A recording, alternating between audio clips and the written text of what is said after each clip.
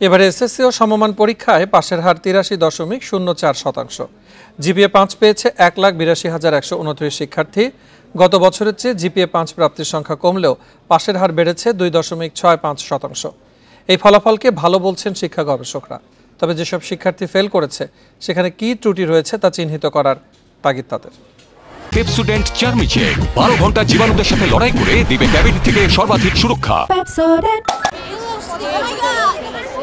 বেলা ১১টায় শিক্ষা প্রতিষ্ঠানগুলোর পাশাপাশি অনলাইনেও প্রকাশিত হয় এসএসসি ও সমমান পরীক্ষার ফল। এছাড়া মোবাইল ফোনে SMS এর মাধ্যমেও ফলাফল জানতে পারছেন শিক্ষার্থীরা।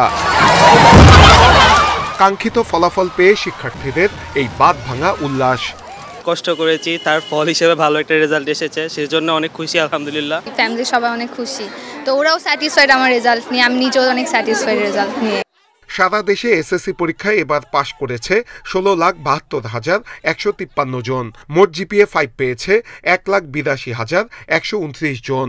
গতবারের থেকে এবার পাশের হার বেড়েছে ২.৬৫ সচিবালয়ে এসএসসি পরীক্ষার ফল নিয়ে সংবাদ সম্মেলনে এসব তথ্য জানান শিক্ষামন্ত্রী।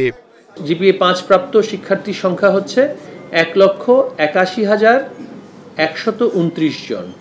জিপিএ 5 কমেছে ১,৪৪৯ জনের মধ্যে। এবার ছাত্রদের চেয়ে ফলাফলে ছাত্রীরা এগিয়ে। ছাত্রদের পাশের হার ৮১.৫৭% আর ছাত্রীদের পাশের হার ৮৪.৪৭%। শিক্ষকরা বলছেন পাশের হার বেড়েছে, সে অনুযায়ী ফল ভালো হয়েছে।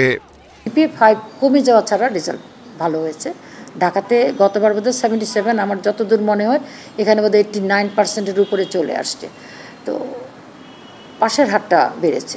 এবার যারা এসএসসি পাশ করলো করোনার পর তারাই প্রথম পূর্ণাঙ্গ সিলেবাসে পরীক্ষা দিয়েছে। শিক্ষা গবেষকরা বলছেন ফল তো ভালো হলো, সেই সঙ্গে এখন দেখার বিষয় এসব শিক্ষার্থীরা করোনার ঘাটতি কতটুকু কাটিয়ে উঠতে পেরেছে।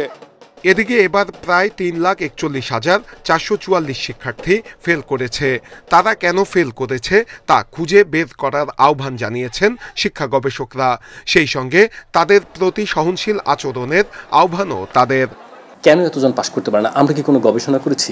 আমরা কি কোনো মেজার নিয়েছি যে কেন এই ফেলটা করছে, কেন তারা ফেল করবে? এই জায়গাগুলোতে আমাদের কাজ করার সুযোগ আছে। এবার শতভাগ পাশ করা প্রতিষ্ঠানের সংখ্যা ২,৯৬৮ আর শতভাগ ফেল করা প্রতিষ্ঠান ৫১টি।